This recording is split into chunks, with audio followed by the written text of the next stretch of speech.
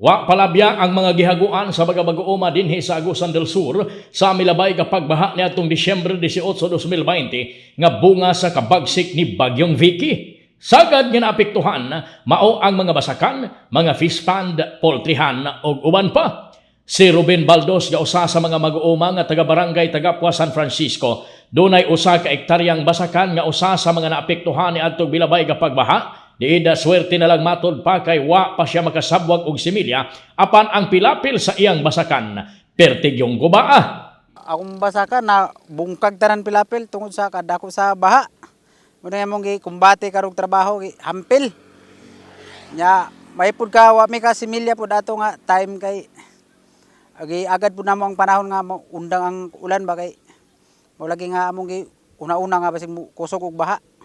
Kung ang kang Ruben pilapil lamang ang nadanyos, apan ang iyang mga kasikbit nga nakasimilya na una pa ang pagbaha, napahakan gayod og dunay nahibilin, apan jutay na lang og di na gayod paigo nga itanom sa luna nga usa ka ektarya aga gilapdon. Sa gihimong rapid damage assessment and needs analysis o ARDANA sa Provincial Agriculture Office, nasayran nga kapin sa 76 milyones pesos aga kinatibuk aga danyos. So ang atong opisina kanunay nga updates gadawat tag mga tao and mga validation nato sa area. So kagahapon sir, as of January 7, 2021, ang total damage nato including sa atong bagyong Vicky man to sir no. Sa atong bagyong Vicky plus ang atong continuous nga rainy days. Gikan niadtong after sa December 23 up to kagahapon, in totality sir mokabat na og 76,631,323 pesos ang atong damage. Pinakadakog danyos mao ang lungsod sa Esperanza sa ilang crops, vegetables and fruit trees nga mikabat sa 18,487,266.25 pesos. Gisundan sa lungsod sa San Francisco nga naglangkob na niini ang crops, vegetables and fruit trees, livestock and poultry o fisheries nga may kantidad sa 11,876,321.25 pesos. Ug ang ikatulo mao ang lungsod sa Rosario sa ila gihapong crops, vegetables and fruit trees nga mikabat usab sa 8,208,500 pesos. Ang ubad nga munisipyo anaa sa 2 ngadto sa 5 milyones pesos aga danyos. Og ang pinakaubos og danyos mao ang dakbayan sa Bayugan nga anaa lamang sa 940,000 pesos.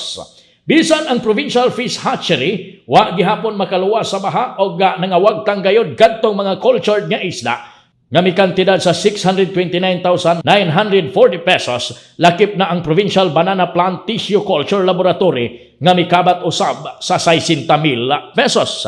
Tungod niini padayon matod pa ang gihimong validation karon sa Department of Agriculture aron nga maila kadtong mga mag-uuma nga labihan gayod nga naapektuhan og wa kaayoy kakapas nga makabangon dayon aron nga maabagan ilabi na sa pondo niining tuig 2021. Hopefully our programs and projects and activities for 2021 mao kini maka-buffer or makadugang unya sa pag-igo ni atong mga naapektuhan. Ang mag-uumang si Ruben miapila og tabang sa gobyerno gumikan matod pa sa kalisod nga ilang nasinati sa pagkakaron kay sa milabay nga cropping halos gipangayo ra ang ilang abot tungod sa kaubos sa presyos humay og nadugang pakining kadaots panahon nga nakahatag usab kanila og kabalaka.